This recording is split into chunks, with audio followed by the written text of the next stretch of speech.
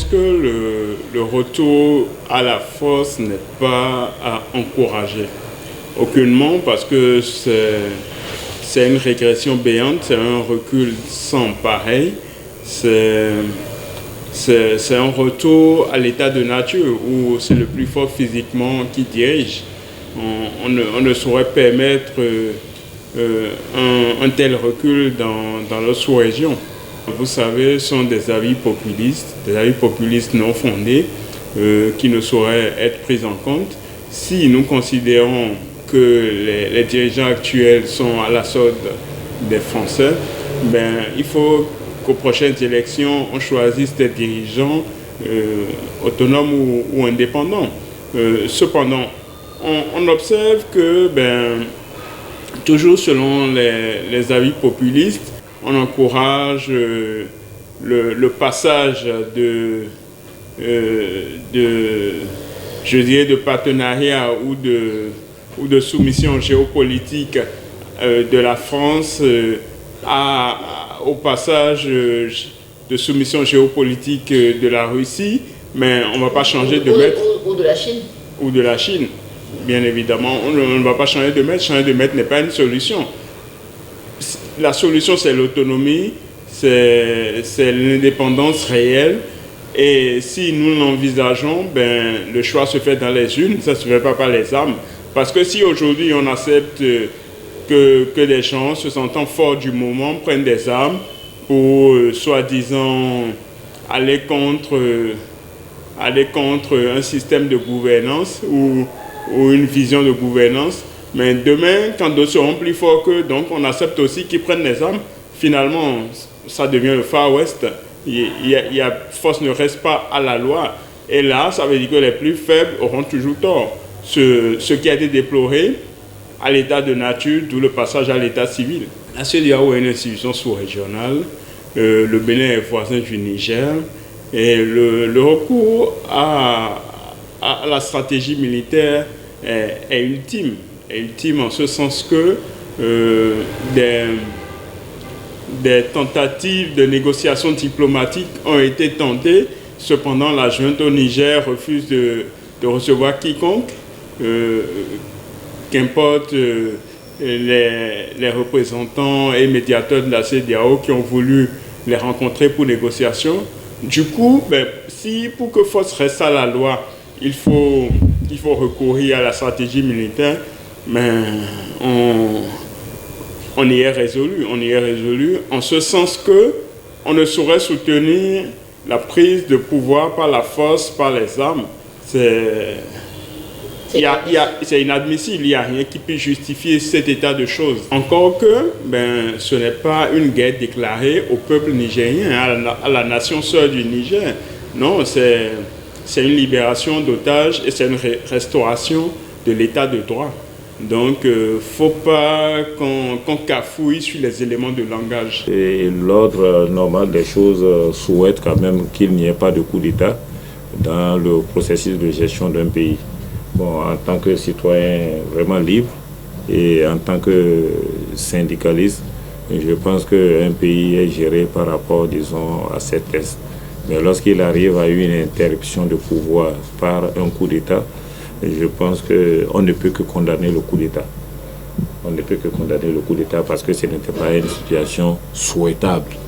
Et le mieux serait de trouver un arrangement à l'interne. Le Mali, le Burkina, le Niger et même peut-être le Tchad ou le Soudan, tout ça, c'est des pays qui sont face au problème, disons, de terrorisme depuis.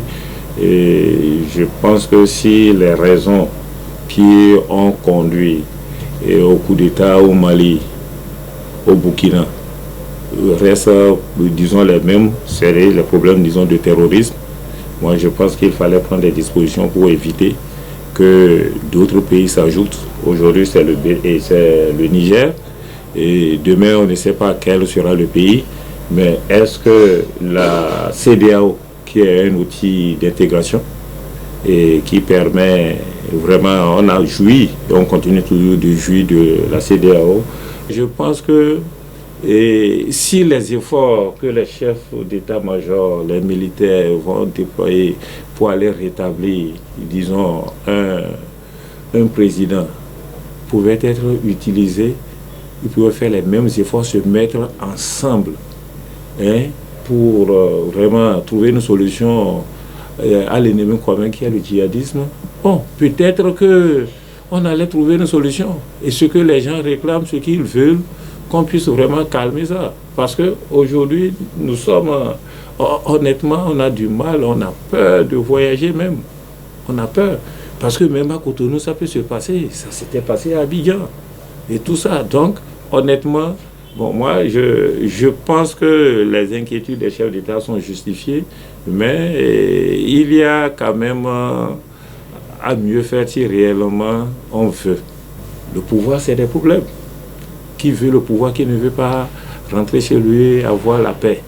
Et maintenant, si le chef d'État est là et qu'on fait un coup d'État, alors que les problèmes pour lesquels on a fait le coup d'État aussi sont encore là, comment il faut les régler? Est-ce que seul on a les moyens et tout ça? Honnêtement, moi, je pense qu'il faut que rapidement les gens oublient cette question de force et qu'ils voient vraiment comment ils vont se mettre ensemble, aider les pays qui ont fait les coups d'État à régler leurs problèmes majeurs et que ces chefs d'État-major qui sont prêts à déployer des stratégies pour aller installer un chef déchu par coup d'État puissent mettre leur énergie ensemble pour régler le problème qui est à l'origine vraiment du coup d'État. Parce que s'il n'y avait pas une raison qui justifiait ce coup d'État, et c'est sûr que le coup d'État n'allait pas avoir lieu. Et s'il n'y avait pas eu coup d'État, il n'allait pas avoir sanction. Bon, donc moi je pense que c'est des problèmes qui sont liés, qu'on ne saurait régler différemment. Et vous voyez par exemple le cas du Mali aujourd'hui, les gens sont en train de s'enliser, ils ne s'en sortent pas. Au Burkina, on ne sait pas où on va. Au Niger, on ne sait pas où on va aller. Et moi, je pense que déjà 3 ou 4 pays, c'est le lieu, au lieu de les sortir, disons, de la CEDEAO, au lieu de prendre des mesures pour vraiment les arrêter, c'est de les appeler, de discuter avec eux. Parce que pour le moment, je pense que les citoyens de ces différents pays continuent toujours de jouir, disons, des privilèges de la CEDEAO, qui est un outil d'intégration envié. Les coups d'État sont fréquents dans la sous-région. Et ça se confond ou ça s'assimile à ce que nous avons connu sous le concept du printemps arabe à l'époque. Et aujourd'hui, l'on se demande si ce n'est pas à tout de rôle que les pays de la sous-région, les pays de la CEDEAO, eh bien, sont sous ce feu-là qui embrase tout sur son passage.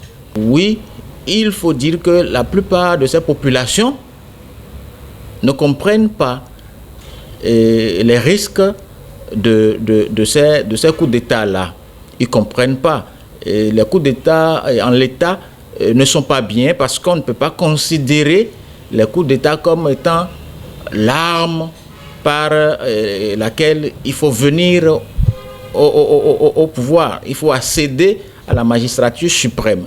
Et il faut, dans un second temps, chercher à expliquer aux populations que pour que quelqu'un vienne à la magistrature suprême, que celle-là ou celui-là prenne par la compétition nationale, les urnes, donc pour que démocratiquement, il s'asseye dans le fauteuil présidentiel. Le Bénin, en tant que membre de la CEDEAO, a aussi sa parole à dire, a aussi son opinion par rapport à tout ce qui se passe dans la sous-région.